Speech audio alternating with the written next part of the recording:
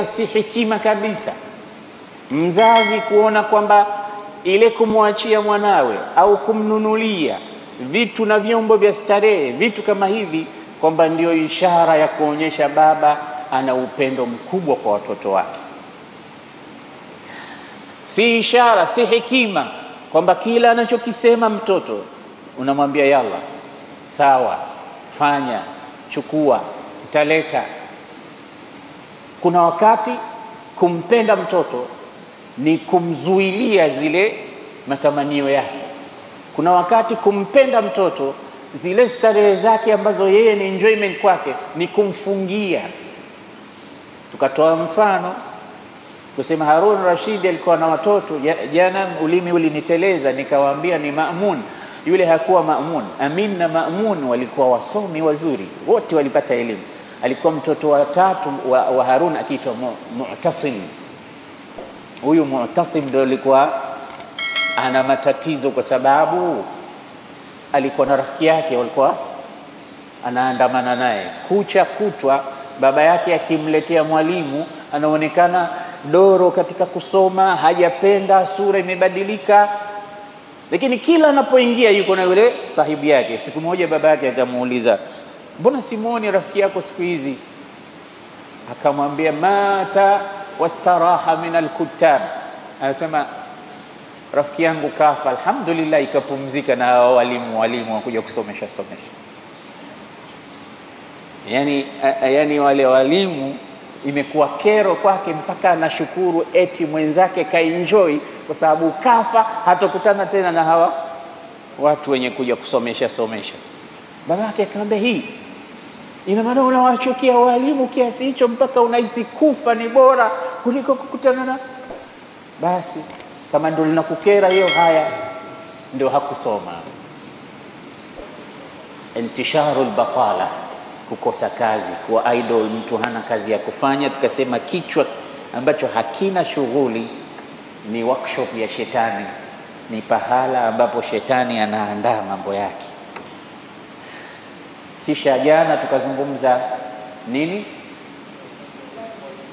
Takhalli abawaini, kuacha wazazi wawili an tarbiyati alabna, malezi ya watoto wao. Hapa wengi tumefeli. Inawezekana ikawa lile suala la ufukara halipo. Hizi family ni well off, family zinajulikana kwa utajiri wake.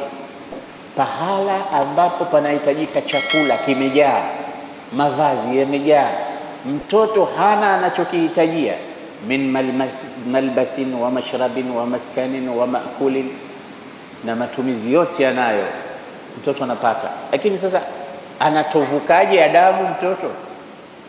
Hizi sababu tulizozitaja zote huko. Hana marafiki wabaya, hana mchanganyiko mbaya, nyumbani watu wanafahamiana, baba anampenda mama, wanapendana wazazi wawili, hana michezo mibaya. Lakini kwa nini hakui katika mazingira mazuri ya tabia nzuri?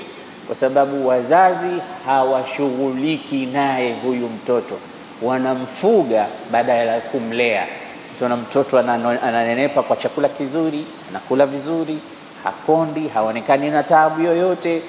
Mtoto anakwenda shule kwa usafiri wake mwenyewe, anarudi, lakini hakupata ile hubbun wa hanan, rahma. Misingi ya watoto kuwapa vitu kama hivi ni mimi na wewe wazazi tuwape mapenzi, huruma, wood zile za nyumbani. Mtoto zile zinamlea na zinampa yeye baadhi ya bishara nzuri na kumtengeza kuwa mtu mzuri katika jamii. Sasa zile hazipati. Ni lini umekaa na mzazi wako na mtoto wako ukaongea naye friendly? Huna time, we uko busy tu na biashara zako na nini, na unasema alhamdulillah, mimi familia yangu iko vizuri, watoto wanasoma, wanakula vizuri, hawana shida. Lakini wamekosa tarbia ya kuwakataza hiki, ya kuwaelekeza katika hili, ya kuamrisha hiki, ya kuwakataza hiki, na kuangalizia katika mfumo fulani wa maisha ambao unataka wakue. Hili ni muhimu sana katika maisha ya watu. Kwa ajili hiyo basi, takhalli al-abawaini an tarbiyati al-aulad ni moja katika makosa makubwa na sababu nzito zinazoharibu tabia za watoto wetu.